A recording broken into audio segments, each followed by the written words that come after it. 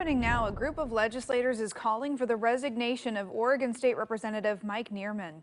The District 23 Republican from Independence now faces criminal charges in connection with his opening of a door. You can see it here on the surveillance video from the state capitol.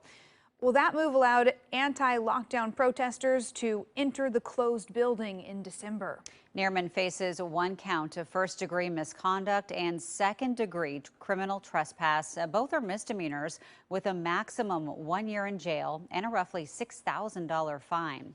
In a letter this week, BIPOC legislators called for his resignation, and their efforts are being supported by fellow state representative Lisa Reynolds from Portland's West Side, who joins us live this morning. Good morning to you. Good morning, Emily and Jenny. Thank you so much for having me today. Well, why did you want to join in on this effort with your colleagues? Well, I will say I was not in the building on December 21st when this event happened. It was before I was elected, but it's clearly, Representative Nearman clearly allowed entrance to the building of protesters who espouse racist, xenophobic, and homophobic values. And I think this has no place in the Capitol. And I will say, as a white person who may not be directly the target of these folks' ire, I feel particularly concerned with my Black, Indigenous, people of color colleagues and the staff in the building who feel personally threatened by such action, and their safety is threatened by such action. Well, give us a sense of how people are feeling in the Capitol. What has it been like over the last several months? You know, still moving forward and trying to work on things with what I would imagine is some tension there. And what was the reaction after learning about these criminal charges for Representative Nearman?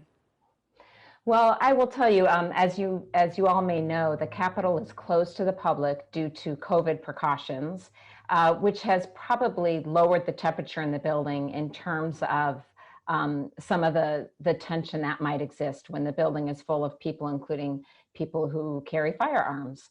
I would say overall, we work really hard as legislators to continue to do the work of the people. And anyone who follows the legislature know that well over 90% of bills that are passed with bipartisan support. But Representative Nearman has been stripped of his committee assignments, which is where a lot of the important decisions on legislature gets made. And that was a relief to many of us. I will say personally, when he stands up to speak on the floor of the legislature, I get a little pit in my stomach about that. It feels inappropriate right now. Yeah. Aside from calls for him to resign, is there anything else being done to potentially remove him from office? Well, certainly the criminal charges up the ante in terms of people calling for him to resign. Many of us called for him to resign, you know, within days after this video was revealed. But I think the criminal charges are looked at very carefully, and certainly if he is found guilty, we have a lot of reasons to ask him to resign or to expel him. There is a process in the Oregon legislature. There's something called the House Conduct Committee, which will be doing an investigation on Representative Nearman as well, and they will come out with a recommendation, either which may include expelling him if he does not resign. Does there appear to be bipartisan support from this? Have there been any calls from his Republican colleagues to also asking that he resign? You know, I have not tracked super closely all of the social media posts, for example. I have seen many of my Democratic colleagues call for Representative Nearman to resign, and that's, you know, from way back in January. The Black, Indigenous, People of Color Caucus released a statement this week asking for him to resign.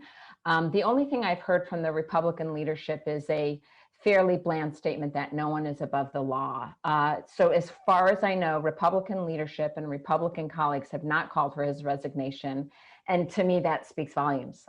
This was a clearly racist act that Representative Nearman performed. And it's up to us, every legislator, including and especially the white legislators, to call this out for what it is, which is a racist act and an attack on our colleagues and on staff in the building who are people of color. State Representative Lisa Reynolds, thank you so much for joining us on AM Extra this morning. Thank you very much for having me. Well, we are following the money this morning after the public commented on the mayor's proposed $5.7 billion budget for Portland in the next fiscal year.